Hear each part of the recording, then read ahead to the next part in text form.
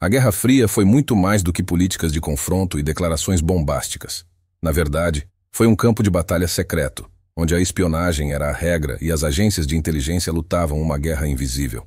Então, prepare-se para mergulhar ainda mais fundo no mundo sombrio do KGB, a agência que a revista Time proclamou como a mais poderosa do planeta em 1980. Neste episódio, vamos desvendar a vida fascinante de um agente extraordinário do KGB, uma exceção notável em meio ao sigilo. Conheça Rudolf Abel, cuja história, em grande parte, não é classificada. Descubra por que ele é o único agente da KGB na história a ser autorizado a se apresentar publicamente, embora sob um pseudônimo. Seu verdadeiro nome, William Fisher. Criado em uma família de imigrantes marxistas, Fisher trilhou um caminho único, imerso no movimento revolucionário desde jovem. Esteja pronto para desvendar os segredos de um dos espiões mais intrigantes da história. Este é um episódio que você não pode perder. Após a vitória dos comunistas, toda a família Fisher mudou-se para Moscou. Foi lá, durante o serviço militar, que William Fisher teve seu primeiro indício de seu destino. Em 1925, ele foi convocado como operador de rádio e demonstrou talento em eletrônica. Com conhecimento de inglês e alemão, Fisher se tornou um candidato ideal. Após um curto período como tradutor e técnico de rádio, ele foi recrutado para espionagem. Rapidamente criaram a lenda de que o filho do revolucionário não compartilhava as visões do pai e decidiu retornar à sua terra natal. Para isso, Fisher obteve um passaporte britânico e foi para a Noruega, onde, disfarçado como comerciante de equipamentos de rádio, participou da criação de uma rede clandestina de coleta de informações. Ao retornar à Grã-Bretanha em 1935, Fisher foi promovido a operador de rádio da chamada Cambridge 5. Sua tarefa incluía ajustar equipamentos e criptografar mensagens de uma das mais influentes grupos de espionagem na história. Durante a Segunda Guerra Mundial, forneceram informações valiosas para a União Soviética, como os planos de ataque da Alemanha na Batalha de Kursk. Graças a esses vazamentos, o Exército Vermelho pôde se preparar e lançar um ataque preventivo. Os espiões, principalmente britânicos, não se preocupavam com vazamentos para a União Soviética, pois consideravam os dois países aliados na época. No entanto, William Fisher encontraria a guerra desempregado, não por sua culpa.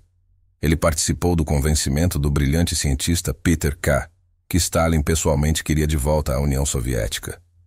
Durante o processo, os dois se tornaram ótimos amigos. Em 1938, Fisher recrutou numerosos agentes secretos alemães e poloneses. Tudo parecia estar se encaixando perfeitamente.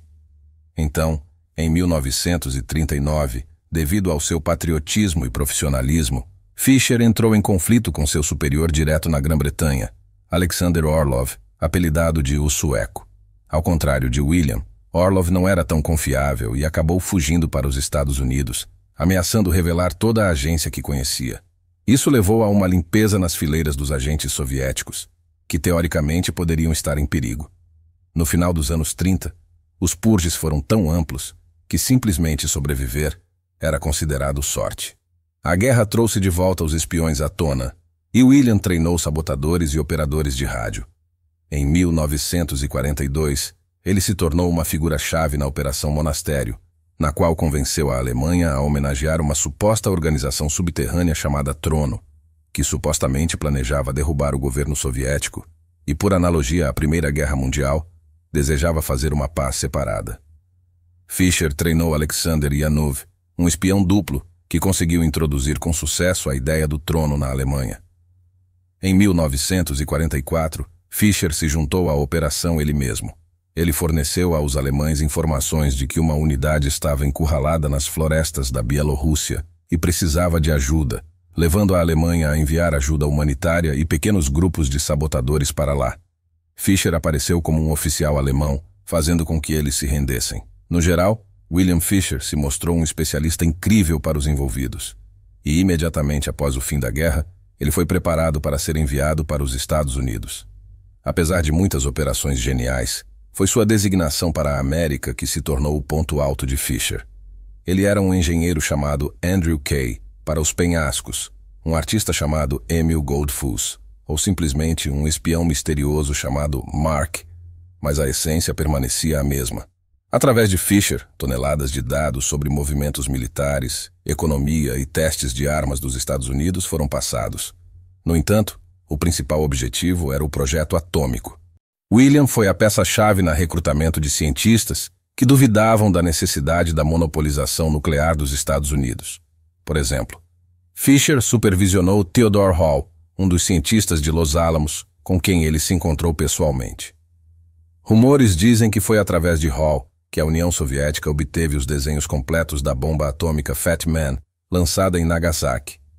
E Fisher foi a razão pela qual Hall, que queria deixar o programa nuclear, continuou trabalhando.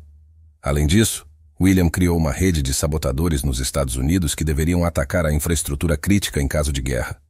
Um dos planos era bloquear os portos americanos com explosivos. Mais tarde, esses planos se tornariam a Operação Cedro.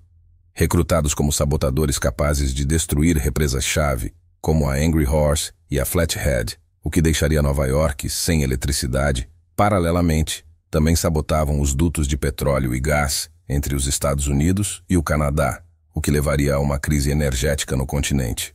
Tudo isso foi feito sem o uso de armas nucleares. Graças a Fisher, a União Soviética também obteve informações sobre os locais que os Estados Unidos planejavam atacar com armas nucleares em caso de guerra.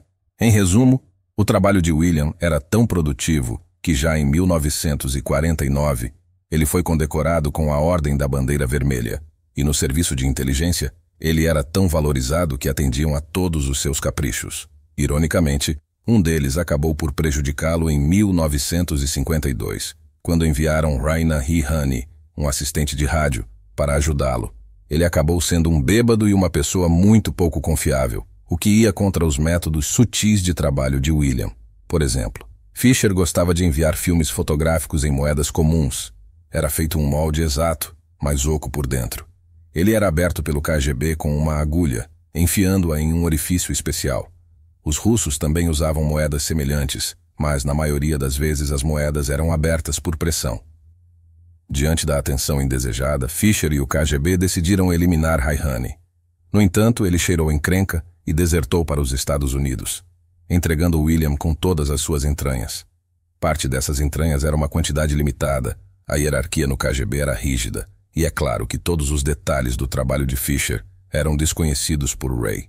Ele só sabia que era um coronel chamado Mark, que era um espião. Isso foi o suficiente para o FBI prender o agente. No entanto, Fisher foi esperto o suficiente para destruir uma mensagem de rádio no momento da prisão, fingindo quebrar um lápis e estragar o papel com sua declaração. Em seguida, William fez um espetáculo para o FBI. Ele se apresentou como Rudolf Abel, outro espião soviético, que supostamente morreu em 1955. Além disso, Fisher se recusou completamente a cooperar. O teimoso e astuto agente simboliza as palavras do chefe da CIA, Allen Dulles. Tudo o que ele fez por convicção, não por dinheiro. Eu gostaria que não tivéssemos mais 3 ou 4 dessas pessoas em Moscou. E sim, o fato de que uma figura tão poderosa quanto a chefe o chamou de cabecilha, sob um nome falso, simboliza o profissionalismo do espião. Inicialmente, eles queriam condená-lo à morte, mas William teve sorte. Seu advogado era James Donovan, que também era um ex-oficial de inteligência. Donovan convenceu a máquina da justiça de que a vida de um inimigo tão valioso deveria ser preservada, pelo menos para ser cancelada no futuro. E isso aconteceu, mas antes disso, Fisher teve que passar 4 anos na prisão com mafiosos.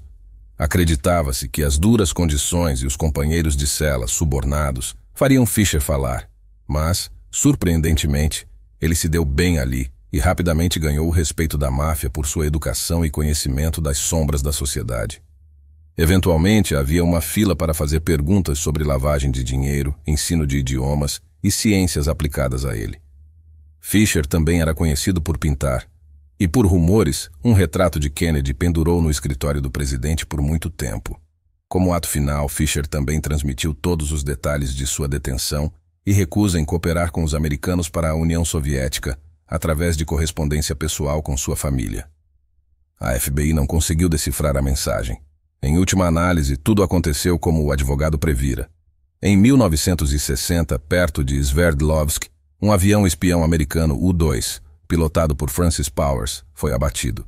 Em troca, William Fisher, que na época estava se passando por seu mais recente pseudônimo, Rudolf Abel, houve uma troca em 10 de fevereiro de 1962 na ponte entre Berlim Ocidental e as Casas do Posto.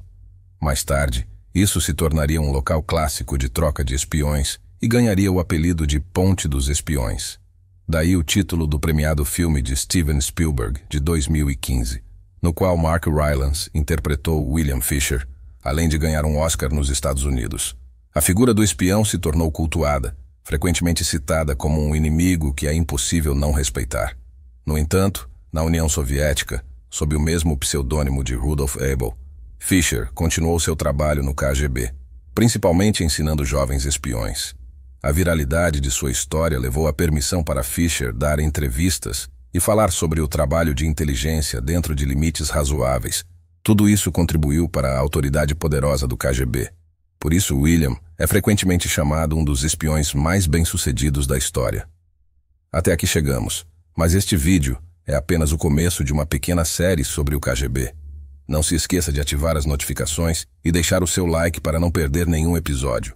Até a próxima, amigos.